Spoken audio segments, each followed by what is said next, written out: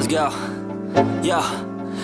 Get up, nah I ain't a quitter. Toss me the ball, I'm a really big hitter. Big picture, I'm a straight killer. Rising the song to the highest bidder. Got juice, got gas, I'ma move fast. New shoes, new tracks, like who's that? I'm new, come back, better than last. Yeah, it's a new me, never gonna look back. Never gonna look back. Cause damn, I was built to last. You move slow and I move fast. And that's facts.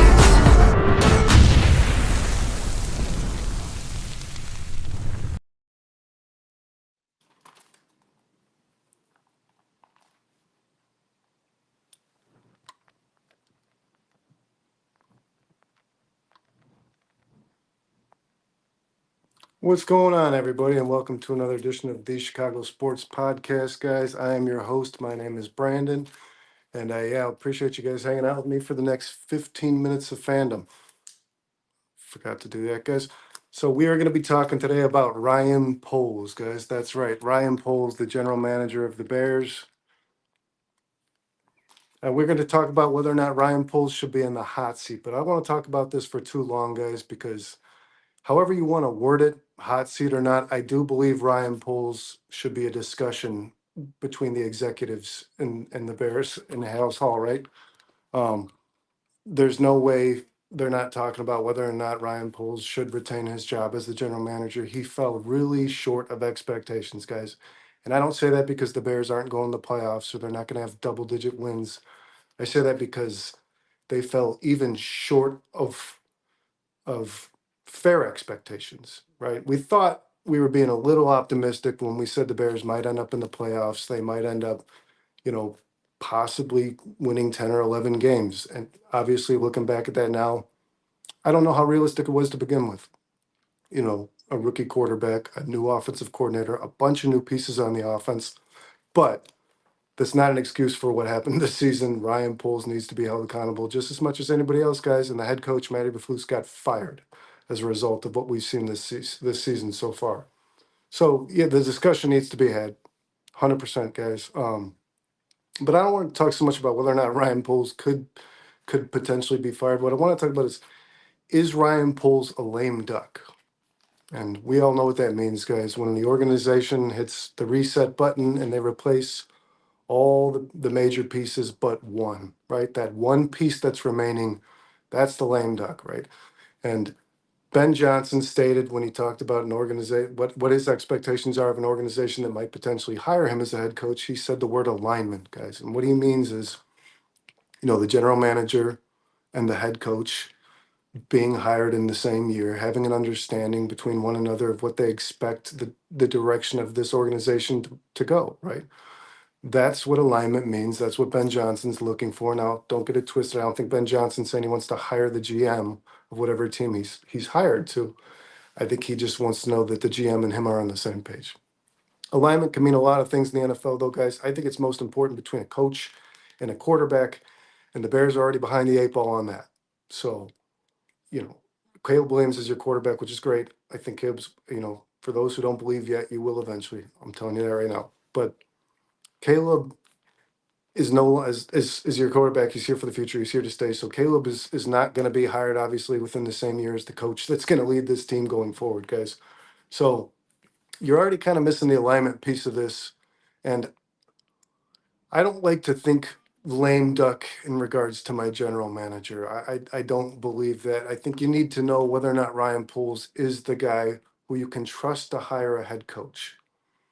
I think beyond that, Ryan Poles just kind of stays in the shadows, guys, right? I mean, he takes care of this roster, and we'll get dive in a little more into that. But if he makes the right coach or the right hire at head coach, Ryan Poles isn't a lame duck unless he's literally doing things to lose football games for this team next season with a quality coach and a quality quarterback. Ryan Poles is just going to put more of a roster together over the offseason. We'll see how that goes. We'll see how he approaches it. But I think there's three major things that you grade a general manager off of, one of them being roster, and I mean draft and trades and free agency, and then next being cap, which we see Ryan Poles has done a pretty darn good job with, guys. I think the Bears have upwards of like $80 million once again in this free agent and this offseason. And last year they had like over 100 plus million. So he's doing a good job at managing money. And then the last thing is staff, guys. And we haven't really seen Ryan Poles hire a head coach out of an open pool of candidates. I mean, it's been pretty clearly reported that he was kind of given a multiple choice in regards to the head coach that he hired when he became the general manager, but he did retain Matt Eberflus.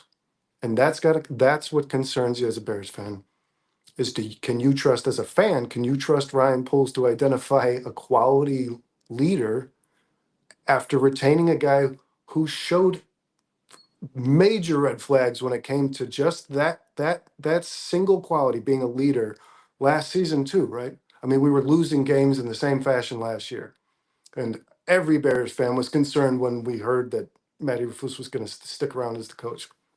So if you really want an alignment, you would have done it last year with your head coach while drafting your quarterback. That's where the mistake was made.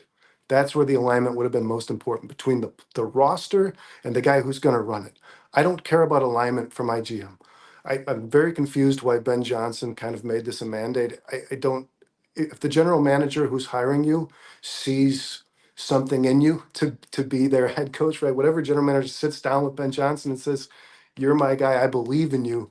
Why does it matter if he got hired the same year, right? I mean, somebody's giving you an opportunity, you should appreciate it, and probably not be having demands. But I do like Ben Johnson, guys, as a potential candidate for head coach. But I think Poles has done a pretty good job with the cap. Like I said, we're all starting to question this contract that Montez Sweat received, especially since he already cost you a second round pick. So let's get into a little bit of what Ryan Poles has done with the roster and why I think he falls somewhere right in the middle, like a flat C grade on this, guys. Because the roster, like I said, you're going to talk about free agency, you're going to talk about trades, you're going to talk about draft picks. I believe that Ryan Poles has hit about probably a 40% success rate in his drafts. And I think, guys, the average is around 45. I mean, there are some players who are making impact plays and are even in starting rotations on this football team that Ryan Poles has. There's only 3 players remaining, guys, from the last regime. So 50 of these guys on this team, and majority of the starters are guys that Ryan Poole selected, right? We know Kyler Gordon's a good player. Caleb Williams looks like he's going to be a good player. Darnell Wright's been a stud in the last few weeks. If you look at his PFF grades, Roma Dunze looks to me like he's going to be everything that you want him to be and possibly more once he's the guy on this football team. So his drafting, and then he's had some busts, guys. I mean, Zach Pickens looks like he doesn't even belong in the sport of football. So I think that he's had just as many misses as hits, and that is just probably the standard expectation of a general manager by an organization, guys. I don't think any owner is hiring or president's hiring a GM hoping for or expecting like a 90% success rate through the draft. Free agency is where we want to really, really, really tone in on how much Poles has improved this roster and especially the depth on this roster, guys. The NFL is an injury-ridden league, it's plagued by injuries, and more so every year than the last. Every season, the NFL breaks the record for the amount of injuries that occurred the year before. And this year's the same old story, right? How many players on this Bears team have missed at least a game or been on IR, right? So Ryan Poles is expected to be the guy who can find you pieces. And the free agency, I think, is where this is done most because when we're talking depth, guys, these are probably going to be more bargain pieces. These are not going to be blue chip draft picks, and they're not going to be $100 million players. Depth usually comes cheap, so it's important that you identify good players.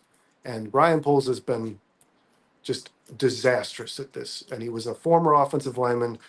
There's names I'm going to say that you probably remember, like we had Rife and Schofield and Leatherwood and Lucas Patrick, and now you got Ryan Bates. And I mean, the list goes on. Literally, I don't even know if I've gotten halfway through it. Nate Davis, I don't even want to go there, guys, on this show, but we know what Nate Davis brought to the Bears team, which was just a plague. But he hasn't done very well in free agency, if you ask me. The last thing that you would, so I'm going to give Ryan Poles a D in free agency. The last thing that you would assess a GM over when it comes to the roster is the trades. We can talk about the Chase Claypool thing, guys. It was a bust. Bad trade. Obviously, Ryan Poles knows that too. But he did make good trades in Keenan Allen, and he made a good trade in getting all the picks that he acquired to draft Caleb Williams, right? So I don't believe that Ryan Poles is a lame duck. I'm not going to say extend him just because Ryan Pace got an extension when he went after his second head coach, another failure. So that didn't prove successful. I'm not going to say that we should extend Ryan Poles with 2 years left on his contract, but I'm also not saying that you fire him before you see what happens for the remainder of this season, the last 5 weeks of the season, guys. So that's where I stand. Pretty firm on where we've stood all along, guys. Wait and see. Let's see what happens with these last 5 weeks. We can assess Ryan Poles. And if you know that's not the guy who's going to hire next head coach, get him out of here right away, right? Guys, I want to give a shout out to Brandon Trax. Thanks for the opportunity again. I want to thanks everybody who tuned in tonight. I want to thank our sponsors, Bridges Scoreboard, Serendipity Ice Cream, TC's World of Wonders, guys. You can find me. Also check us out on 4 Star Chicago Sports, guys. Monday, 6 o'clock. You can find me and a couple of the other guys. You know where to find us, guys. You've been watching. And if anyone's new in here, please hit that subscribe button, hit the like button, guys. As always, I appreciate your time and attention. Hope everybody's happy, healthy, safe, and stays warm tonight, guys. Have a good night. Barrett.